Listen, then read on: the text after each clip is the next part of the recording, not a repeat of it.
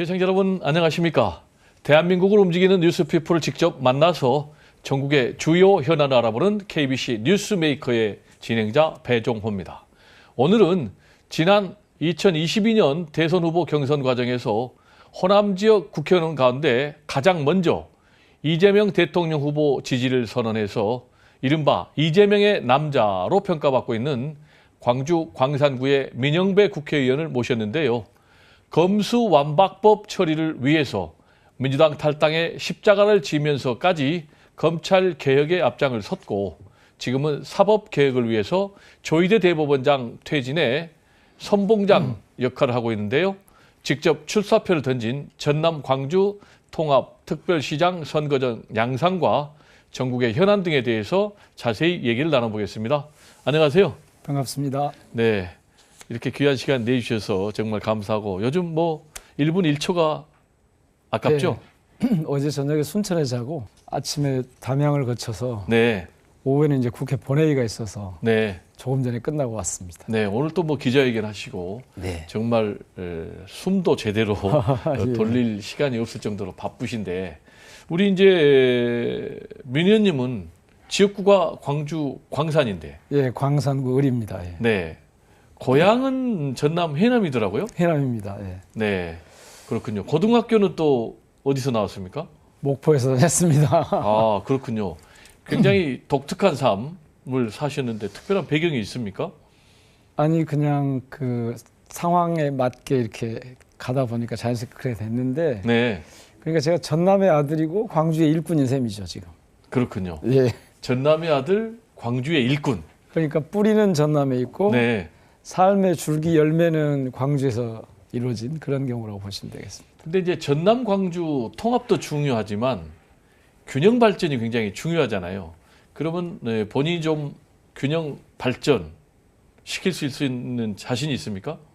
지금 시도통합 하지 않습니까? 시도통합은 단순히 행정체계를 합치는 공간을 합하는 그런 게 아닙니다. 네. 전혀 다른 새로운 질서를 만드는 이른바 고난도 설계라고 할 수 있고요. 그중에 저는 이제 첫 번째가 이게 그동안 핍진한 호남의 현실, 남도의 현실을 극복하고 새로운 전기를 만드는 그런 성장이 가장 중요해 보이고 그리고 그 다음에 이제 통합은 역시 어느 지역은 좋아지고 어느 지역은 뒤처지면 그거는 통합의 취지하고는 먼 거죠. 그래서 균형이 굉장히 중요한데 그런데 이제 민영배 너가 그러면 그 통합을 해서 그 다음에 뭔가 이걸 앞으로 이렇게 밀고 나갈 그런 힘이 있는 거야 이런 말씀들을 할 수 있는데요. 제가 비교적 좀 다양한 분야에서 경험을 좀 해봤습니다. 시민사회의 현장성 그리고 학계의 어떤 논리, 뭐 언론계 학계의 논리 그리고 지방정부의 행정력 그리고 청와대에서의 국정 경험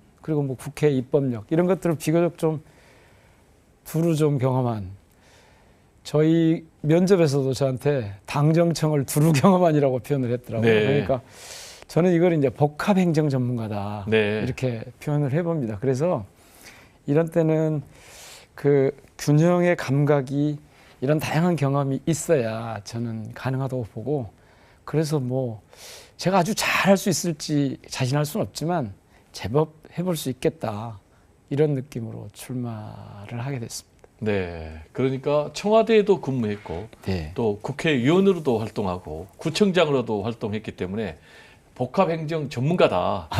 예. 본인이 이렇게 지금 아니, 너무 말씀을 자랑쳤습니까? 하고 계시는데 네. 이 출사표 던졌잖아요. 네. 출사표 핵심이 뭡니까? 5가지 원칙 혹은 방향을 제시했습니다. 네.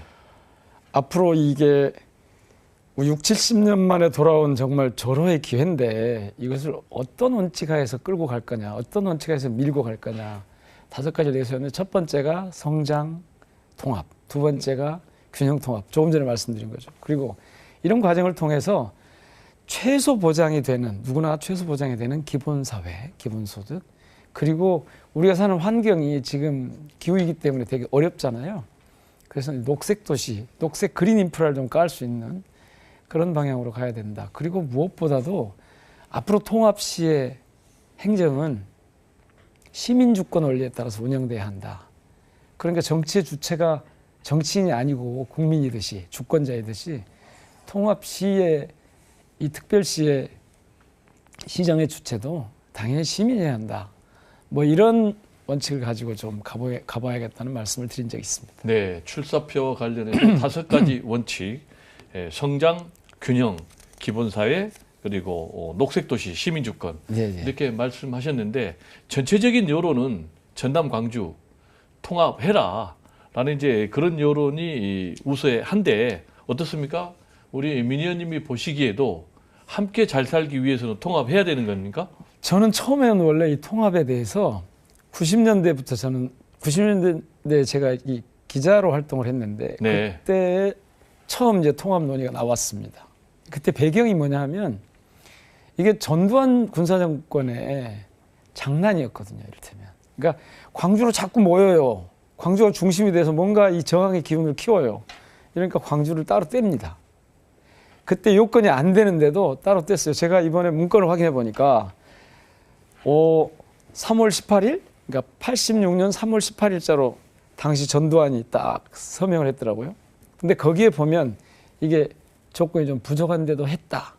그리고 이제 그 당시에 취재했던 기자들의 기록이나 이런 걸 보면 이렇게 떼어놓으려고 했다. 네. 이런 거에서 저는 처음부터 통합 논자였고 문제는 원래 광주 전남이 하나였다는 겁니다. 문화적으로 생활, 경제 어느 면에서 봐도 특히 역사적으로 보면 한 뿌리였단 말이에요. 네. 그래서 다시 이거를 원래 하나였던 것을 합쳐서 그 다시 수도권 일극 체제의 한계를 뛰어넘는 지역 주도 성장의 모델을 만들어 보자. 이래서 네. 지금 광주 전남 통합이 앞으로 나가고 있는 겁니다.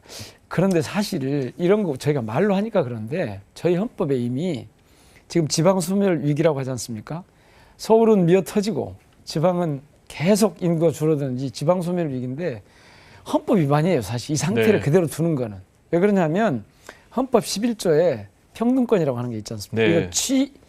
이 취지를 이 헌법의 정신을 그대로 지금 방치하고 있었던 거예요. 훼손됐는데도. 네. 또 있어요. 이게 헌법 123조 2항에는 지역 간 균형 발전을 규정해 두고 있습니다. 네. 그래서 이거는 헌법적으로도 바로 잡아야 될 명분이 분명한 거죠. 네. 그래서 저는 뭐 당연히 찬성합니다. 네. 광주와 전남이 분리된 것이 전두환 군사적 정권의 분할 통치 정책의 그렇습니다. 산물이다. 그렇습니다. 다시 원뿌리대로 통합해야 된다라는 이제 그런 입장인데 그럼에도 불구하고 특히 이제 전남 도민들은 야, 전남하고 광주가 통합을 하게 되면 광주로 확 쏠리니까 전남이 피해를 보는 것 아니냐? 이런 우려가 있는데 극복하실 수 있는 방안이 있습니까? 그런 우려가 너무나 자연스럽게 나옵니다. 네. 사실은 대통령께서 지난해 12월 어느 때쯤에 이제 이번 기회에 통합하는 게 어떻겠느냐 하는 그런 그 질문을 하셔서 제가 답을 하면서 그랬어요. 하면 좋지요. 네. 그런데 이런 우려가 있습니다. 전남이 지금 말씀하신 것처럼 광주에 쏠려 들어가는 거 아니야? 좀 거칠게 표현하면 먹히는 거 아니야? 광주에 다시? 네. 이런 염려가 있고 특히 동부 쪽에 그런 게 좀 심하게 형성이 돼 있더라고요. 그래서 네. 이거 단계를 밟아서 천천히 해야 됩니다. 이런 말씀 드린 적이 있는데 네. 그런데 대통령께서는 아주 정확하게 지금 타이밍을 제대로 잡으신 것 같아요. 네. 광주 전남에. 그래서 저도 이제 이 속도감 있는 통합에 동의를 하고 지금 하고 있는데요. 저는 방법이 한 3가지 정도 원칙과 방법으로 접근을 하면 충분하다고 봅니다. 첫째는 재정과 행정에서 철저한 균형 원칙입니다. 네. 조금 전에 계속 말씀드렸지만 예를 들면 통합특별시에는 부시장을 4명을 두게 돼 있는데 네. 이 중에 각 권역 지금 되게 크게 나누면 셋으로 나누고 저는 이제 4권역으로 나눕니다만은 네. 이 각 권역에 책임 부시장을 두는 겁니다. 네. 그래서 그 분야의 특징과 그 가령 뭐 여기는 산업경제 쪽이 강하다 그러면 산업경제, 여기는 뭐 AI 에너지가 강하다 그러면 AI 에너지 부시장, 이렇게 해서 각 지역을 책임 있게 하고 그 분야도 맡게 하는, 그렇게 하는 밀착형 행정을 할 수 있도록 하는 책임 부시장제 플러스 이게 재정 문제가 또 있잖아요. 이거는 네. 균형 발전 특별 회계제 같은 걸 저는 둬야 된다고 생각합니다. 네. 그걸 별도로 둬야 되고, 두 번째는 이 30분 생활권 구축, 1시간 광역 생활권 플러스 그렇게 굳이 시청을 자주 찾아오지 않아도 되도록 권한을 시군구에 대폭 이양하고 또 각 지역의 그 책임 부시장이 있는 곳에 찾아가면 민원이 언제든 해결될 수 있도록 하는 방식으로 네. 접근하는 게 필요할 거고요. 그리고 이제 세 번째는 아마 제일 저는 이 부분이 좀 다를 것 같은데 대개 지금 전남의 경우에 그동안 동부권은 이 산업 기반이 좀 튼튼한 편이었습니다. 요즘 너무너무 어려움을 겪고 있어서 여기는 지금 전환이 필요한데 목포 성원남권 이쪽은 이 좀 성장 엔진이 좀 장착이 잘 안 된 상태였다고 네. 봐야 돼요. 그래서 서부권은 이 거대한 에너지 보고이기도 하고 그래서 이걸 근거로 해서 성장 엔진을 좀 장착할 필요가 있을 것 같고 이제 그동안 서부권이 상당히 사실은 좀 산업 측면에서 보면 그 좀 뒤처진 것 같은 그런 느낌이 있었는데 저는 이번이 기회라고 봅니다. 그래서 사실은 서부권 분들이 시청을 서부로 둬야 된다. 도청 왔던 거 다시 뭐 움직이면 안 된다. 이런 얘기를 지금 강하게 하고 계시거든요. 그 이유와 거기에 대한 대응을 어떻게 해갈 것인지를 냉정하게 짚어보면 저는 이번이 되게 전환할 수 있는 좋은 기회다.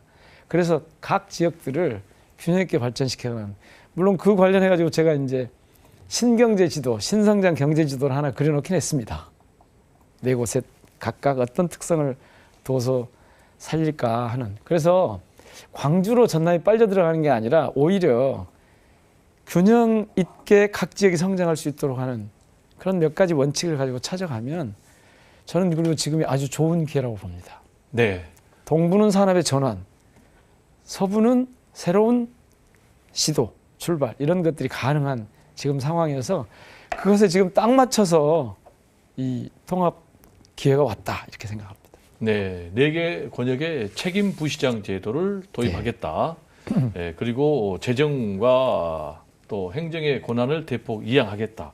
그리고 또 동부면 동부, 전남, 서부면 서부 그 지역에 맞는 특화 발전 전략을 통해서 균형 발전하겠다. 이렇게 광주로 쏠리지 않도록 해야죠. 네, 그렇게 정리가 되는데 동시에 이제 전남 광주의 광역 행정의 통합도 중요하지만 이 광역 행정 통합의 결과가 균형 발전으로 이어지려면 하부 기초 단위의 통합도 이루어져야 된다. 예를 들면 목포, 무안시나 플러스 영암까지 그리고 여수, 수천, 광양 네. 여기에 대해서는 어떤 생각이십니까?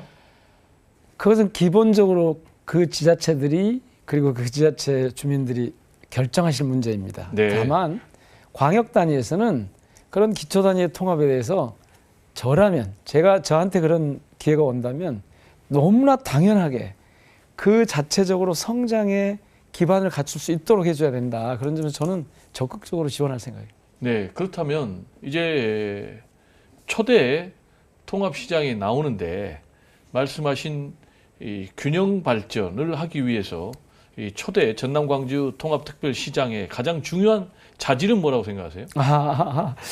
저는 이건 굉장히 제가 조금 전에 복합 행정 역량이라는 표현을 했는데요. 네. 가장 중요한 자질이라고 하는 저는 가장 중요한 한 가지를 꼽긴 되게 어려운데 네. 최소한 두 가지는 돼야 된다고 두 봅니다. 가지. 네, 하나는 말씀드린 복합 행정 역량인데 복합 행정 전문성인데 그것의 중심은 뭐냐면 통합을 하게 되면 앞으로 통합의 뒷수습을 해가 되는 그리고 네. 이 통합의 내용을 채워가는데 실속 있게 가져갈 수 있는 내실 있게 가져갈 수 있는 이른바 사회 조정 역량. 네. 이게 많은 갈등이 있을 수 있거든요. 네. 그것을 잘 다뤄가는 그런 사회 조정 역량이 필요할 것이고요. 제가 사회 조정 비서관 출신입니다. 그렇죠. 오늘 제가 좀 자랑을 좀 하는데 그 다음에 중요한 건 국정의 흐름하고 지금 새로 시작되는 통합특별시의 흐름이 호흡을 맞추면서 갈 수 있는 뭐 이걸 조금 노골적으로 표현하면 이재명 대통령의 국정 철학, 국정 방향과 그 통합특별시장의 시정 철학, 시장의 방향이 서로 조응해서 갈 수 있도록 이른바 호흡이 맞는 그런 그 자질 역량이라고 표현하기는 그런데 그런 태도, 그런 자세, 그리고 그런 관계 이런 것들이 저는 상당히 중요할 거라고 봅니다. 네. 대통령과의 호흡이 굉장히 중요하다라고 말씀하셨는데 아까 말씀 과정에 들어보니까 이 통합 과정에서 이재명 대통령하고 수시로 소통한 것 같아요? 뭐 수시로는 아니고 이제 통합을 해야겠다는 생각을 하셨던 것 같고요. 네. 그래서 이제 당시에 제가 뭐 그래도 좀 지지율이 좀 높게 나오는 편이었으니까 네. 아무래도 좀 그런 의견을 좀 물어보지 않았을까 싶습니다. 네. 그리고 이제 뜨거운 감자인데 네, 좋다. 통합을 하면 네, 이 통합청사 네. 어디에 줄 거냐? 이 문제는 어떤 해법을 갖고 있습니까? 저는 분권형 청사 혹은 분산 청사 이렇게 표현을 합니다. 네, 분권형 제가 분산청사. 조금 전에 그 지역 책임 부시장을 말씀드렸지 않습니까? 네. 그러니까 그 분권형 청사, 분산 청사를 운영을 하려고 하는데 네. 그러려면 전제가 필요합니다. 첫째는 앞으로 시장이 있는 곳이, 시장이 일하고 있는 곳이 주청사다, 네. 시청이다. 이 개념이 필요할 거고요. 두 번째는 그런데 그 시장이 있는 곳을 굳이 먼 곳에서 찾아오지 않아도 되도록 하는 게 전제입니다. 네. 그렇게 해놓고 나면 이 세 군데를 균형 있게 운영하겠다고 하는 특별법의 취지하고 어울릴 수 있을 거고, 저는 우선은 처음에는 순환 근무를 해볼 생각입니다. 네. 그러면 시민들께서 어디서 시장이 집무를 하는 게 가장 좋을지, 이제 우리가 흔히 그걸 기관유지 기능이라고 하거든요. 행정부 시장이죠, 이를테면. 그 행정부 시장하고 제가 어디에 있는 게 가장 좋을지 계속해서 순환하는 게 가장 좋으면 순환하고요. 세 곳 중에 어느 곳이 가장 효율적이다 싶으면 그곳을 가야겠죠. 물론 그런 것을 결정할 때는 저는 그 시기는 지금 보고 있습니다만은 당연히 시민들의 공론화 과정을 거쳐야 된다고 합니다.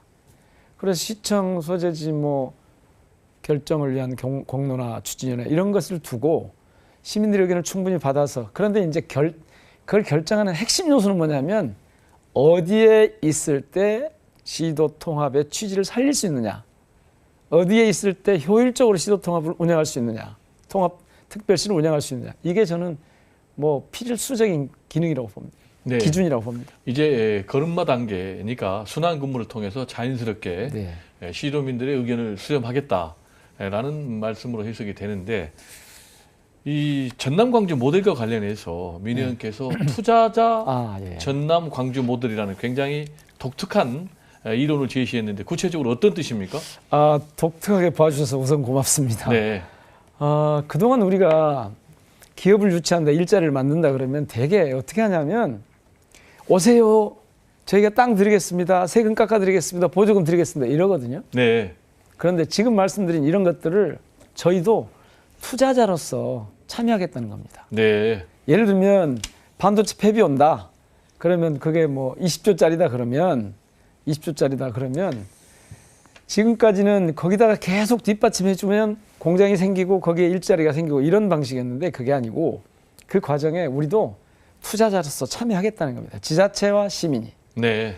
예를 들면 20조짜리다 그러면 저는 제가 계획하고 있는 구상은 그래, 그러면 10조 절반은 기업에서 출자하세요. 나머지 10조는 저희가 투자를, 그러니까 펀딩을 하겠습니다. 근데 그 중에 우리 지자체도 1조 넣겠습니다. 제가 지금 그리고 90%는 시민들이나 금융기관으로부터 펀딩을 하겠습니다. 이렇게 하면요, 이게 사라지지 않잖아요. 근데 이 1조를 그게 땅이 될 수도 있고 토지가 될 수도 있고 뭐 세제에서 깎아주는 게 될 수도 있고 뭐 지원금이 될 수도 있죠. 요거를 그냥 버리는 게 아니라 20분의 1로 참여를 하는 겁니다. 그러면 이게 사라지지 않죠. 그러니까 저희들에게 앞으로 20조 오게 된다고 하지 않습니까? 저는 그중에 한 80% 그러니까 16조 정도를 이 투자로 해서, 즉 통합 시정을 해나가는 데 있어서의 종잣돈으로 쓰겠다. 그렇게 해서 거기서 이제 잘 돼서 이윤이 남으면 그것은 다시 생애소득이라고 저는 이름을 붙였는데요. 일종의 기본소득이죠. 생애소득 형태로 해서 젊었을 때는 뭐 교육, 직장을 구하는 과정, 그 중년 때는 뭐 전직을 하거나 새로운 훈련을 받는 과정, 노후에는 뭐 노년이 돼서는 노소득, 노보장 뭐 이런 식으로 이제 생애소득으로 활용하면 저는 이게 괜찮은 모델이 되겠다 싶어요. 제가 혼자 생각한 건 아니고 네. 사실 그동안 같이 여러 전문가들과 논의를 해보니까 앞으로 그렇게 그냥 투자하고 끝내지 이거 지원해주고 끝내지 말라. 이것을 우리의 종잣돈으로, 자산으로 계속 이어갈 수 있도록 해주면 좋겠다. 그런 뜻에서 제가 투자자 광주연단 모델을 생각해보고 있습니다. 네, 일종의 이제 공동 투자자 개념이 돼서 그렇습니다. 권한과 책임을 네. 함께 지겠다. 이렇게 해석이 되는데 관련해서요. 지금 중앙정부에서 20조를 예. 지원하잖아요. 예. 그럼 앞으로 이 20조는 어디에 쓰는 겁니까? 저는 그거는 거의 분명하게 정해놨습니다. 네. 8대 1대 1로 쓰려고 합니다. 8대. 8은 조금 전에 말씀드린 투자자 광전남 모델, 네. 여기에 초첨단 기업을 유치하는, 그래서 그걸 투자를 크게 늘리는, 네. 조금 전에 말씀드린 것처럼 20조를 유치할 때 1조를 넣으면 가령 16조 80%를 투자하면 어떻게 되겠습니까? 그게 단순하게 산술 계산하면 300조 넘게 되겠죠. 320조가 되겠죠. 16조를 1조씩 투자한다면. 그 다음에 나머지 20% 중에 10%는 저는 이거는 지금은 기술보다 사람이 더 중요한 시대입니다. 그래서 인재 육성하는 데 쓰겠습니다. 네. 여러 가지 인재 육성에 대해서 고민을 좀 하고 있는데요. 그 다음에 나머지 10%는 사회 안전망에 써야 합니다. 네. 그러니까 적어도 통합이 됐는데 불이익 배제 원칙이나 최소 보장의 원칙이나 이런 것들이 작동하려면 사회 안전망에 최소한 2조는 써야 되지 않을까 그렇게 생각해서 8대 1대 1 네. 이렇게 지금 고민을 하고 있습니다. 네. 첨단 산업 투자의 8, 예. 인재 육성의 1, 예. 그리고 나머지 1은 사회 안전망 예. 구축에 쓰겠다라는 말씀인데요. 전남 광주 통합특별시의 미래 비전과 관련해서 네. 우리 민 의원께서 제시한 것이 동부권에는 신산업수도 개발청을 예. 만들고 예. 서부권에는 전남 광주전력공사를 만들겠다. 네. 네. 그리고 중남권에는 K푸드 산업공사를 만들겠다. 이렇게 제안하신 건가요? 네. 감이 오시지 않습니까? 네. 자, 지금 동부권에는 굉장한 산업의 대전환기입니다. 네. 석유화학공단이 지금 위기를 맞고 있고 철강산업도 쉽지 않습니다. 여기서 돌파구를 마련하려면 전환이 불가피합니다. 가령 소부장 쪽으로 돌리거나 재료 쪽으로 돌리거나 해줘야 되고 철강도 지금 생산 방식을 좀 바꿔줘야 되고 네. 그렇게 하려면 여기에 가장 필요한 게 뭘까? 지금 말씀드린 대로 신산업 수도 개발청 같은 걸 두어서 그런 업무를 전담하게 해줘야 됩니다. 그러니까 한편에서는 지역 책임제로 해서 산업경제부시장을 예를 들면 거기에 배치를 하고 이 공사하고 같이 어울려서 동부권을 꾸리도록 하는 거죠. 서쪽에는 제가 뭐 전력공사 혹은 뭐 에너지공사 아직 이름을 확정하지는 않았습니다만은 생각해 보십시오. 서쪽은 대한민국의 재생에너지의 보고입니다. 네. 재생에너지의 보고입니다. 이걸 살려서 이쪽에 투자 유치를 할 수 있는. 그래서 제가 엊그제 사실은 산업용 전기, 아리백 산단의 산업용 전기를 100원에 공급하겠습니다라고 공약이 제 정책 발표를 했는데요. 그게 여러 분야의 전문가들과 시뮬레이션 해보고 이 구조를 다 따져보고 현장에 그걸 생산할 수 있는 이 전기를 생산할 수 있는 쪽 분들하고도 상의해보고 대학의 교수분들하고 이렇게 해보니까요. 가능하더라고요. 네. 그러면 그것을 누가 중심이 돼서 꾸려갈 건가? 도청 공무원들에게만 맡길 건가? 저는 그래가지고 시청 공무원들에게만 맡길 건가? 그래가지고 좀 어려울 것 같아서 그렇게 투자공사 같은 걸 좀 만들어야 된다고 봅니다. 그런데 그렇게 하고 나니까 중부가 남아요. 중남권이라고 저는 이름을 붙이는데 네. 이쪽에는 지금 K푸드가 세계적으로 인기지 않습니까? 네. 히트치고 있죠. 예, 제가 그제도 그 전복하고 김 생산하는데 직접 가서 제가 해보고 왔거든요. 현장이 쉽지 않아요 지금. 예, 농업 생산 제가 스마트팜도 가보고 뭐 그 바나나 그 스마트팜도 가보고 저기 피망 스마트팜도 가보고 이제 제가 아무래도 전남이 좀 약하니까 전남 쪽의 정책이 좀 약하니까 현장을 계속 지금 다녀봤거든요. 벌써 뭐 여러 차례 다녀봤는데 가서 보면 충분히 가능성이 있어요. 그리고 네. 지금 워낙 K푸드가 세계적으로 인기니까 이걸 활용해서 농촌의 산업을 그러니까 농업이라고 하는 이 산업을 바꿔갈 수가 있어요. 새롭게 이 시대의 조류에 맞게. 거기서도 보니까 전기가 엄청 중요하더라고요. 스마트 팜을 돌리려면 운영하려면. 그래서 거기는 K푸드 공사 같은 걸 좀 산업공사 같은 걸 두면 이 중부권의 특색을 살려서 할 수 있지 않겠는가 싶어서 그렇게 했고요. 광주는 당연히 AI 문화. 그러니까 광주는 일종의 두뇌, 전남은 일종의 심장, 팔뚝팔뚝 뛰는 심장. 이렇게 좀 설정을 해서 이 양자가 균형 있게 가면서도 각 지역의 특성을 살리고 이게 시너지 효과를 내도록 하는 그런 방식으로 구성을 해보고 있습니다. 네, 특히 이제 AI 데이터 센터를 유지하려면 이제 엄청난 전력이 소비되는데 그렇습니다. 관련해서 100원 전기료 공약이죠. 네. 구체적으로 얘기하면은 산업용 전기요금 현재는 킬로와트당 180원인데 이걸 100원으로 낮추겠다는 건데 뭐 거의 절반으로 뚝 떨어뜨리겠다라는 것인데 실현 가능합니까? 실현 가능합니다. 어떻게 해요? 지금 이 광전남 통합특별시장에 도전하고 있는 많은 분들이 반값 전기라고도 하고 90원 전기라고도 하고 80원 전기라고 합니다. 뭐 다른 분들도 다 준비를 이렇게 하셨겠지만 저는 이것을 지은즉부터 네. AI 시대에는 전기 없이는 불가능하다. 그런데 다행히 이 재생에너지가 가장 풍부한 것이 전남 이 서남 해안이다. 그리고 영농형 태양광도 단지와 규모화하면 가능하다. 이것을 확보하면 미래가 열린다. 그러니까 전기가 흐르는 곳에 미래가 열린다. 이런 컨셉을 가지고 제가 꽤 오래전부터 사실 좀 고민을 해왔습니다. 광주시장 준비하려고 나설 때부터 그랬는데 이제 이 문제가 전남이니까 같이 풀리게 됐지 않습니까? 저는 사실은 이재명 대통령께서도 아마 그런 구상 속에서 통합의 필요성을 느끼지 않으셨을까 싶습니다. 네. 그러니까 호남에 뭔가 새로운 전기를 만들어주고 싶으신데 마치 이쪽에 AI 시대의 필수인 재생에너지가 풍부하다. 이건 기업을 끌어들일 수 있는 정말 좋은 재료다. 그래서 그 전기를 깊이 있게 들여다봤습니다. 시뮬레이션 해보고 용역도 해보고 생산자들 만나보고 전문가들과 끊임없이 토론해보고 했는데요. 대략 한 83원쯤 나옵니다. 네. 대신 조건이 있습니다. 이제부터는 전기가 생산되는 곳으로 기업이 오시라. 그러면 전기요금을 싸게 해주겠다. 숱하게 고민을 해보고 살펴봤는데 전문가들이 80원에서 120원 이 사이에 충분히 들어올 수 있다.